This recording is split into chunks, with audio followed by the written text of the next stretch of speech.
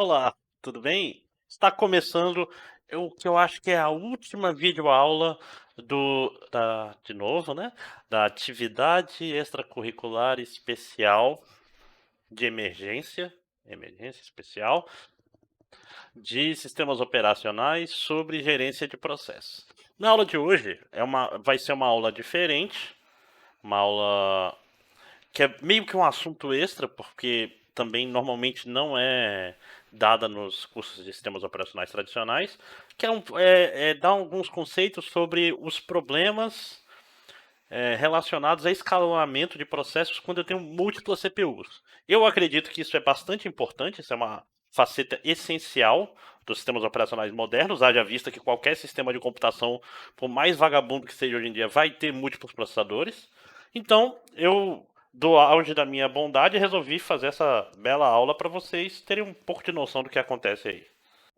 Nesse primeiro vídeo, a gente vai ver um pouco sobre o que existe, o que faz a arquitetura multiprocessada ser diferente e quais são os principais fatores para e quais são os principais fatores para que modificam, que a gente tem que levar em consideração na hora de se falar em escalonamento para esse tipo de arquitetura de computadores.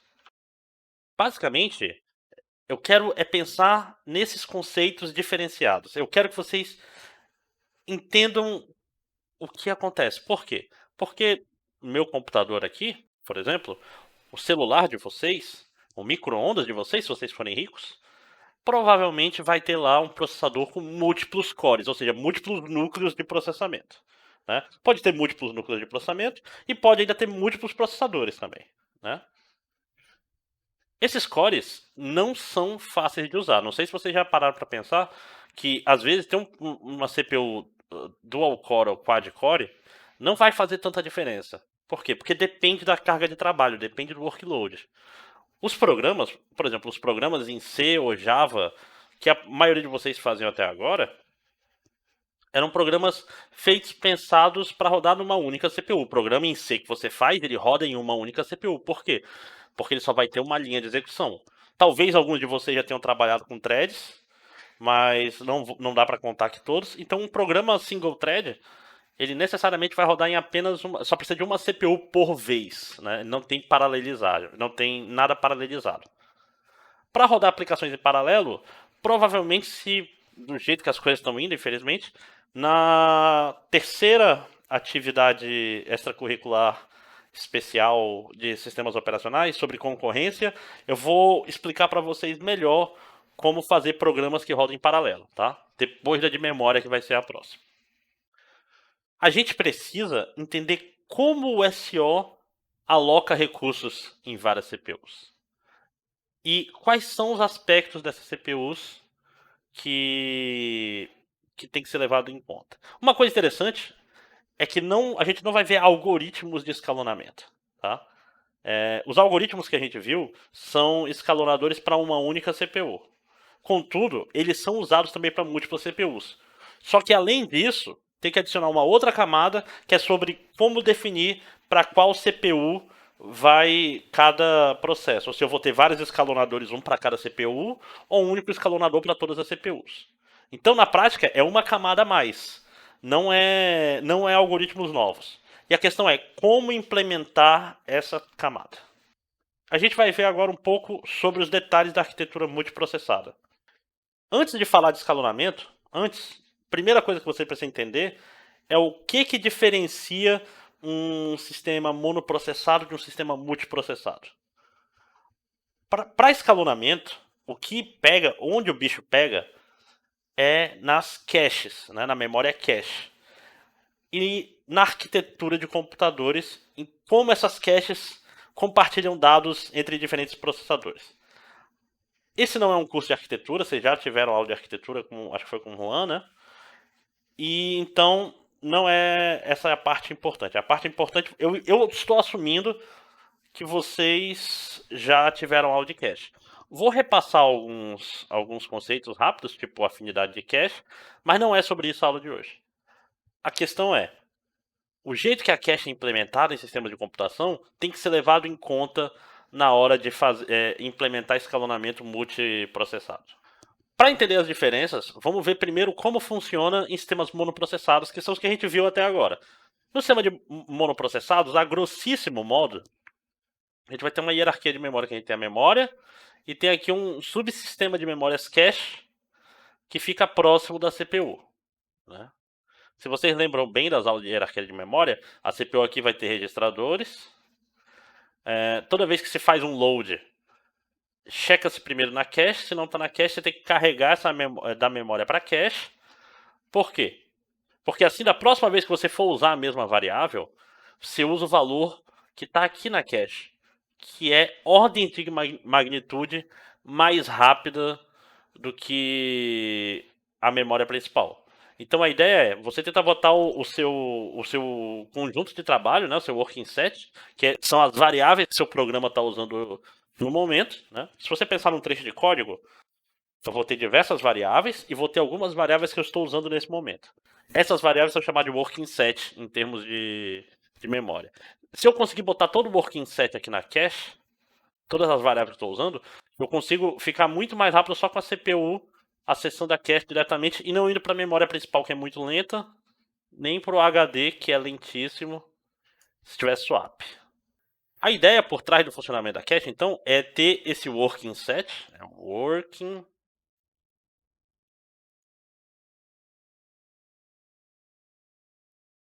set de conjunto, né? Na memória. Para quê? Para fazer com que os próximos acessos sejam mais rápidos. E como eu faço para tentar adivinhar se uma determinada variável ou um determinado conjunto de variáveis faz parte do meu working set ou não? Eu uso os conceitos que espero muito que vocês já tenham visto, que é o conceito de localidade espacial e localidade temporal. Localidade temporal, vamos relembrar. Localidade temporal é um dado está sendo acessado. Se eu acabei de acessar uma variável, fiz um load numa posição de memória, tem uma boa chance de eu acessar esse dado novamente num tempo próximo. Ou seja, eu li uma variável, ou eu gravei uma variável, tem uma boa chance de eu acessar essa variável de novo. Por quê? Tudo que está dentro de um loop, por exemplo, tudo que está dentro de um for, de um while, essas variáveis que vão estar dentro dessa repetição, elas vão ser lidas repetidas vezes, certo? Então, essa localidade temporal. Se eu acessei, é porque eu provavelmente vou acessar de novo. Se faz tempo que eu não acesso essa variável, talvez eu não precise dela agora. Eu vou precisar dela mais para frente. Ou nunca mais. Temos também a localidade espacial, que é o quê? Quando eu vou carregar memória, isso a gente vai ver bastante na próxima AE de memória, eu não trabalho na cache com uma variável, com um byte. Eu trabalho com blocos, geralmente do tamanho da palavra, né, do sistema operacional, da arquitetura, sei lá, pode ser 4K, não é a palavra, né? Vai ter um tamanho de bloco 4, 8K, vai depender de configuração. Então, quando eu leio uma variável na memória, eu não pego e trago uma variável para cache. Já que eu já vou ler, eu pego logo 4K e leio e taco na cache. Na L3, aí vou, obviamente, conforme as caches vão diminuindo, eu vou diminuindo. Mas eu não pego só uma variável, eu pego a variável e sua vizinhança. Por quê? Porque existe um outro corolário que é, se eu estou acessando uma variável, faz sentido que eu queira ver outras variáveis em endereços próximos dela. Quer um exemplo? Um vetor. Se eu estou lendo um vetor, se eu estou lendo V do índice 7, e o meu programa está feito de uma forma decente, provavelmente eu estou dentro de um for e eu vou querer ler V do índice 8, V do índice 9, V do índice 10 e assim por diante. Inclusive, fica a dica aqui, eu vou repetir isso na próxima AE, até com mais calma. Eu sempre desenhava isso no quadro, eu não vou fazer isso agora, eu talvez compre aí uma mesa digitalizadora. Sim, eu vou gastar dinheiro para fazer ficar menos horroroso os desenhos que eu faço aqui no slide. De nada. Mas então, se você está percorrendo uma matriz, matrizinha, fica a dica do tio André, muito importante. Sempre que possível, leia linha após linha, ou seja, leia esse, esse, esse, nessa ordem. Por quê? porque assim você está ajudando o seu sistema de computação. Né? Se você lê nessa ordem, quando você carregar esse cara, lembrando, né, uma matriz não é uma matriz de verdade, ela é um vetor espalhado que você faz uma conta para fazer o índice J, né? Quando você pega esse cara, você está pegando todo mundo do lado dele. Então você está melhorando a localidade espacial. Se você está lendo assim, você está lendo na prática o cara da posição 0, da posição 4, da posição 8 e da posição 12. Você está saltando, você está diminuindo a localidade espacial dos seus dados. Tá? Tem, inclusive, o compilador, o C, dependendo do traço O, não sei se vocês sabem disso, né? Muito chato. Em aula, eu ia perguntar, vocês sabem o que é o traço O? Ele é o otimizador do compilador C. Tome muito cuidado com ele. Por quê? Porque ele tem diversos níveis. É um O maiúsculo, use até o 2. Por quê? Porque esse cara ele reescreve teu código para ele ficar mais eficiente. O 2, ele garante que ele não vai mexer na sua lógica. Do 3 em diante, tu tem que tomar mais cuidado com como tu programa, porque é capaz de ele trocar. Ele começa a trocar linhas de lugar. Então, por exemplo, ele olharia para um for desse da matriz e trocaria I com J. Só que isso pode dar um problema na sua lógica. Né? Então, O2 pode usar sem medo que não dá nada. Tá? E deixa os programas, principalmente os programas em C++, muito mais rápido, mas muito mais rápido mesmo. Qualquer coisa que mexa com árvore, hip, essas coisas C++, vão ficar muito mais rápidos com O2. Tudo que eu estou falando até agora é monoprocessado. E quando tem duas CPUs? Aí, meu amigo, aí o bicho pega. Fica muito mais complicado. Por quê? Porque por questões de velocidade, mesmo com múltiplos cores, tá? E vai depender de arquitetura, AMD de um jeito, Intel é de outro. Mas mesmo na Intel, eu vou ter, se não me engano, a L3 é por CPU, por chip, né, por processador, e a L2 e a L1, que são as mais rápidas ainda, são por core. Ou seja, cada núcleo tem a sua própria cache. Mais ou menos como nesse desenho aqui, bem grosseiro, né? Obviamente é muito mais complicado que isso. Que eu tenho aqui, vamos dizer que isso aqui é um Core 1, isso aqui é um Core 2. Então vamos imaginar a seguinte situação. Eu tenho um programa, ele está tentando alterar o valor de uma variável saldo. Tá? Já está aqui na memória. Como vai acontecer? Para ele alterar o valor da variável saldo, a primeira coisa que a gente tem que fazer é um load, né? Tem que carregar da memória principal para botar num registrador para fazer essa alteração. Então, quando eu faço o load, essa memória sai daqui e ela vem gravada na cache. Tá, beleza. Agora que essa variável saldo está na cache, ele pode copiar ela pro registrador, modificar e salvar aqui. Se tiver write back, ele deixa aqui por enquanto. Se for write through, ele grava aqui e depois grava aqui que é mais lento, tá? Ou seja, mas vai ter um momento em que ele já atualizou na cache, mas ela não está atualizada na memória principal. Espero que vocês já tenham visto em arquitetura de computadores, certo? Essa variável, quando eu modifico, eu vou botar aqui um S', tá? Modifiquei, mas vamos dizer que seja write through, seja write back, ainda não está alterado aqui. Alterei S, só que o meu programa acabou o quantum dele. E agora? Ele vai sair, né? Saiu da CPU. E tá lá, tá pronto, né? Acabou o quantum, tá lá em pronto, esperando a próxima vez que ele vai ser escalonado para rodar. Vamos dizer agora que ele é escalonado para cá. Olha só que situação louca.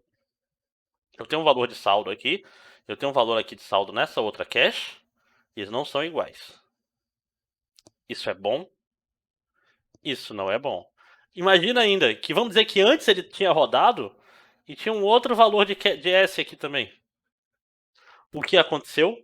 Só de eu pegar um programa e sair de um e colocar no outro, e sair de uma CPU e colocar na outra, eu posso ter gerado uma discordância entre as caches e a memória principal. Tá? Pensa que isso é um saldo. Pensa que eu posso, mais que isso, eu posso ter dois processos tentando mexer nessa variável ao mesmo tempo. Pensa que esse é o saldo da sua conta que está dando errado. Então, Isso é um grande problema. Certo? Agora imagina isso com write back. O que é o write back? Esse cara grava na cache. Esse cara só vai ser gravado em S quando eu for tirar esse cara daqui. Isso é write back. Enquanto ele estiver aqui, pode não ter uma cópia desse cara para cá. Né? Então, se eu alterei numa cache, ele só vai alterar para cá quando esse cara foi eliminado da cache.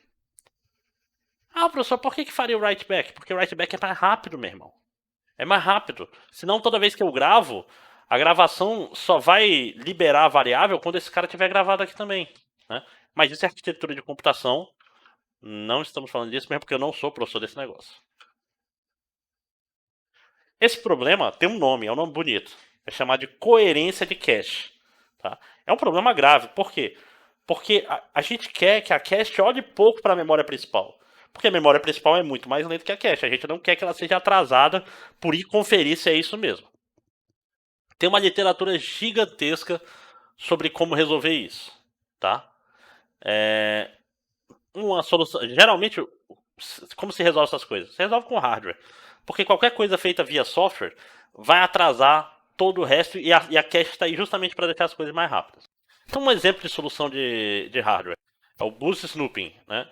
A cache ela fica monitorando o dado. Né? Então, toda vez que. Se ele chegou aqui, tem uma cópia. A cópia dele está desatualizada. A cache aqui, quando atualiza esse cara, ele vai ver, opa, modificou, atualiza para mim também. Certo? Ele fica olhando. Snoopy é o quê? É ficar bisbilhotando. Então a cache fica bisbilhotando a memória principal e toda vez que alguma memória que está nela é modificada, ela atualiza a sua cópia. Óbvio, isso não funciona com write back. O que é write back? Vamos lembrar aqui, ó. Tem o S, S e S. Write through, quando eu modifico esse cara, ele não consegue andar até ter atualizado a memória principal. Esse é write through. Se for write back, ele atualiza aqui e só vai atualizar na memória principal quando tirar esse cara da cache. Se for write through, essa outra cache vai ver que teve modificação. Se for write back, ela não olha as outras caches, porque isso é lento. Tá? Você não quer uma cache lendo a outra, isso vai deixar mais complicado. Certo? Isso é o problema de coerência de cache. Esse é um dos problemas que a gente tem. Um outro problema que surge, e aí que é onde o bicho pega, é um problema de afinidade de cache. Eu não sei se vocês já ouviram falar do termo cache fria. Né? Quando o programa começa a rodar, não tem nenhuma memória dele na cache. Então todos os acessos à memória que ele faz são feitos em tempo de memória principal. Conforme ele vai fazendo os loads, carregando as variáveis para a cache vai aquecendo, vai ficando mais quente. Por quê? Porque eu pego uma variável x, botei na cache. Agora, se eu for acessar a variável x de novo, essa variável x já está na cache, então vai em tempo de cache e não em tempo de memória principal. Isso é o aquecer. Então esse é o que a gente chama de problema de cold start, né, do início gelado, porque a cache ela começa fria e vai esquentando conforme você vai usando. Agora tem um detalhe, quando eu tenho múltiplas CPUs, o processo está rodando aqui, ele está esquentando essa cache. Está botando os dados dele aqui. Se esse cara aqui terminou o Quantum, e porra, essa CPU tá livre, vou botar esse cara pra cá, essa cache tá fria. E ele vai ter que começar a esquentar ela de novo. Mais que isso, quando ele esquenta essa cache, caches são pequenas, não sei se vocês têm noção disso, é 64K na L1, 128K, 256, é cara. Porque tem um trade-off entre tamanho da memória e velocidade. Não tem o que fazer. Para a memória ser rápida, ela tem que ser pequena. Por questões de SIC, para ser aleatório, tem uma porrada de hardware rodando atrás, que quanto mais rápida, menor. tá? Fora o preço também, né? Então, o que acontece é, quando esse cara tá esquentando para cá, ele tá ocupando a cache. E ele tá esfriando outros processos. Então vamos dizer que tinha um processo P2 que saiu dessa CPU.